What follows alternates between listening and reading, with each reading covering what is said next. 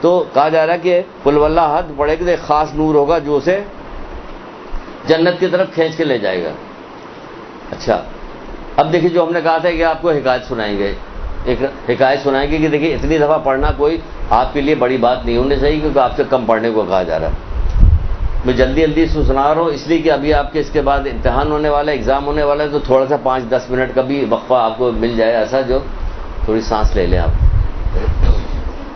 بیت المقدس میں ایک خاتون رہا کرتی تھی, کسی زمانے کی بات ہے, 100-200 سال پہلے کی اور کچھ ہوگی.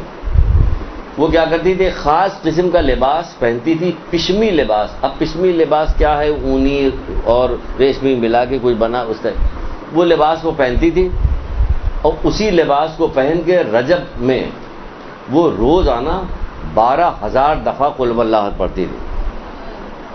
12,000 دفعہ قل واللہ احد پڑھتی تھی. 12,000 سن کے تعجب ہوگا آپ کو, ہوگا نا تعجب ہو رہا, ہمیں بھی تعجب ہو رہا. لیکن تعجب اس لیے رہے ہو رہا کہ ہم جس شہر میں رہتے ہیں نا اس جہاں اس میں بہت ساری خرابیاں ہیں, الگ لوگ گاؤں بھاگ بھاگ کے کراچی آ رہے ہوتے ہیں, چلیں گے یہاں چل کے رہے, تو یہ بہت ساری چیزوں کی خرابی بھی ہے.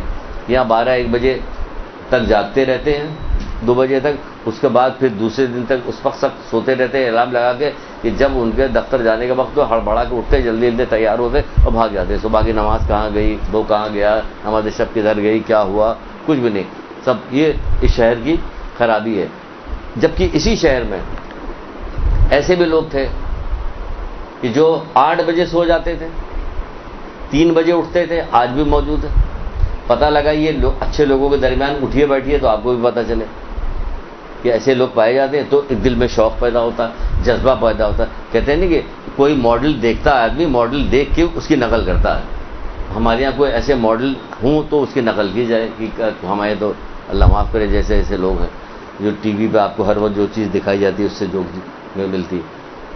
تو یہاں پہ جو ہے کہ اگر 8 بجے ہم نے جب یہ گھر میں تذکرہ کیا, ہماری وائف کہنے لگی کہ بھائی یہ ماسیاں بھی صبح اٹھ جاتی ہیں, اس لیے کہ 9 بجے تو سو جاتی ہیں, 9-10 بجے, اس لیے وہ صبح ہی اٹھ کے بیٹھ جاتی کیونکہ ان کو گھر میں جانا ہوتا کام کرنے کے لیے. تو یہاں اگر ہم لوگ بھی جلدی سو جائیں, جلدی اٹھیں, تو وہاں پہ بیت المقدس میں جو آج سے 100-200 سال پہلے کی بات ہوگی, تو یہ عورت تھی جو اس کو شوق تھا کہ اس نے کہا کہ نہیں ہم تو اتنا پڑھیں گے, تو وہ 12,000 دفعہ قل واللہ احد پڑھ لیا کرتی, تو وہ پڑھتی رہتی. ایسا ہوا کہ وہ بیمار پڑ گئی, کبھی نہ کبھی تو بیمار پڑ گئی بیماری.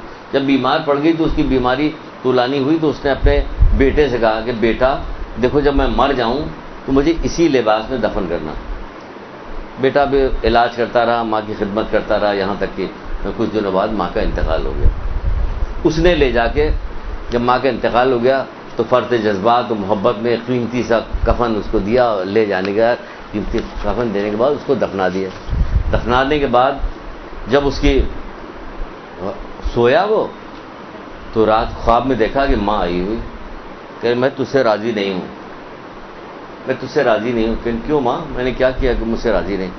کہ میں نے تجھے جو وصیت کی تھی تو نے میرے وصیت پہ عمل نہیں کیا. یہ گھبرا کے اٹھا, اور اٹھنے کے بعد وہ کپڑا ڈھونڈا ماں کا کہاں ہے, اس کپڑے کو جلدی کپڑے کو لیا اس نے, یہ وہی لباس جو اس کو پہن کے اس نے کہا تھا کہ اسی لباس میں مجھے دفن کر دینا. وہ لباس لیا, جلدی سے گیا, جانے کے بعد قبر کھودی کہ میں اس لباس کو کم سے کم قبر میں تو ڈال دوں اس کے اوپر, یہ وصیت پوری ہو جائے. جب اس نے کھود کے دیکھا تو وہاں کوئی بھی نہیں. یہ بڑا پریشان ہو گیا کہ یہاں پہ کوئی بھی نہیں, یہ کیا ماجرا ہے. تو ایک آواز اسے سنائی دی, آواز ہے, کیا تو نے سنا نہیں, کیا نہیں سنا کہ جو شخص رجب کے مہینے میں ہماری اطاعت کرے گا میں اسے قبر میں تنہا نہیں چھوڑوں گا.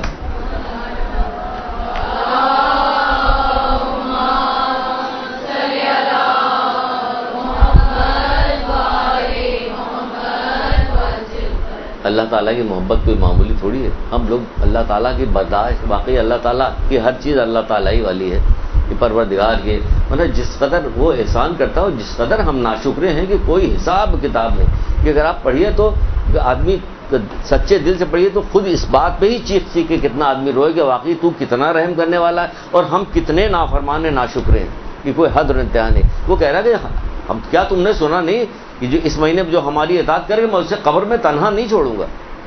تو کہاں سے تنہا رہتی؟ یہ 12,000 دفعہ قل واللہ احد پڑھی.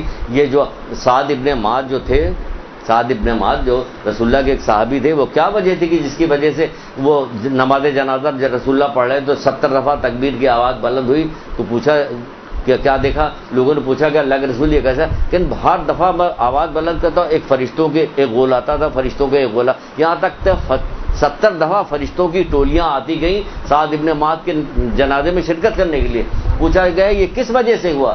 کہ یہ اس وجہ سے ہوا کہ یہ اٹھتے بیٹھتے چلتے پھرتے ہر وقت قل واللہ پڑھا کرتے تھے، اس لیے یہ ہوا. اللہ تعالیٰ یہ سورہ اتنا ہے. تو یہ اس مہینے میں خصوصی طور پر یہ کہا گیا کہ اس کو خصوصی طور پہ اس مہینے میں اس کو پڑھو. کیا قل واللہ احد پڑھو. تو انشاءاللہ پڑھیے گا آپ لوگ جتنا بھی ہو سکے، جتنی بھی توفیق ہو. اور اگر یہ عادت بن جائے تو انشاءاللہ پورے زندگی کے لیے لگا لیجیے گا. ہم لا الہ الا اللہ کی تسبیح پوری زندگی پڑھیں گے، روزانہ پڑھیں گے.